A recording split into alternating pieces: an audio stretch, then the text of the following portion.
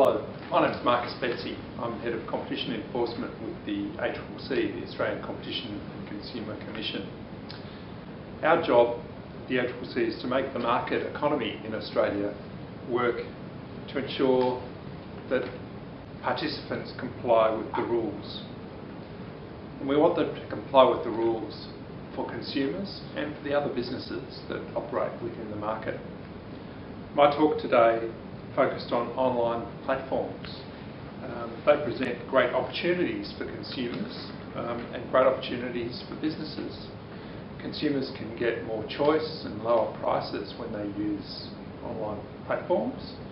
Businesses can get lower distribution costs and they can get much bigger markets using online platforms.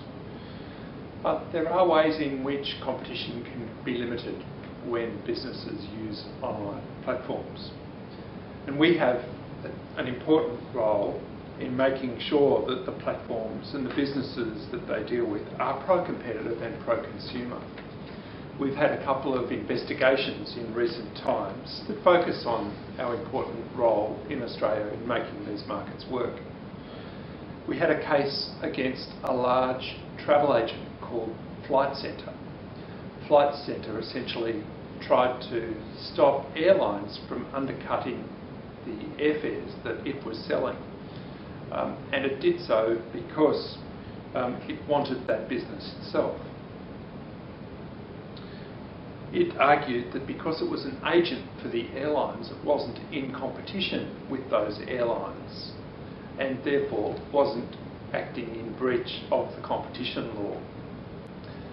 Initially, we were successful, then on appeal, Flight Centre was successful, but when it got to our highest court in Australia, the High Court decided that actually Flight Centre was actually in competition with the airlines, even though it characterised itself and the airlines characterised it as a travel agent.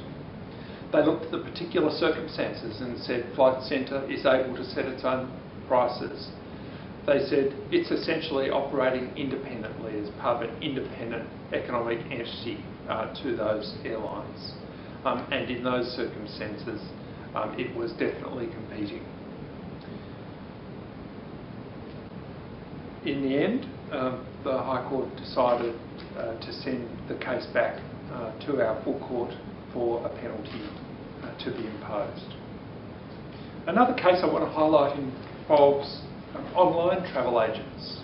They're companies like Booking.com and Expedia.com, where consumers can compare a range of hotels in a particular location, compare the features of the hotel, compare the prices of rooms in hotels. The online travel agents have historically used parity clauses, which we concluded at the end of a long investigation were designed to reduce competition in the market. And we didn't think that about all their parity clauses. We particularly focused on what we call the wide parity clauses, which have an impact on other online travel agents. So essentially, they said in these parity clauses to a hotel, you must give us the same inventory, the same rooms that you are giving to our online travel agent competitor, and you must give them to us at the same price. And if you do that, then we will consider that you have complied with the contract with us. If you don't, and we think you might have breached the contract, then we may dim you, that is, put you down very, very low in the search results when a consumer looks for your hotel. In extreme cases, they also reserve the right to delist a hotel or at least say that on a particular day the hotel wasn't available for a consumer that might be looking for a room. So this was serious for consumers because it meant they didn't have the choice of that hotel at a lower price. It was also serious for the hotel, which often found that the numbers of bookings that it received decreased. We negotiated with the main online travel platforms in Australia that they would get rid of this wide parity arrangement that essentially reduced competition between the online travel agents. We're now looking closely, following our Flight Centre case. We think there's a connection between that case and the online travel agent circumstances.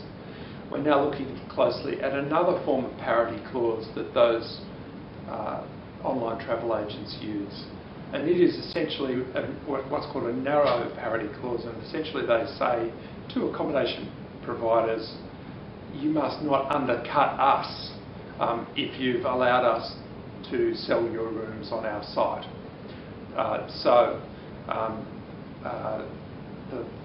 The online travel agents say, look, we're spending a lot of money making very good sites that consumers use. We're generating a lot of business for hotels, and we should be allowed to protect our investment in all of that advertising by not having hotels undercut us.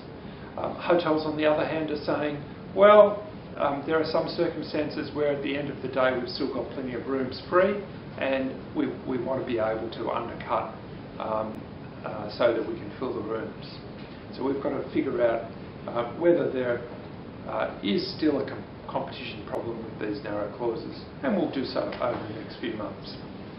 So that's really a glimpse into some of the important work that we're doing at the moment at the ACCC in online platforms. Thank you.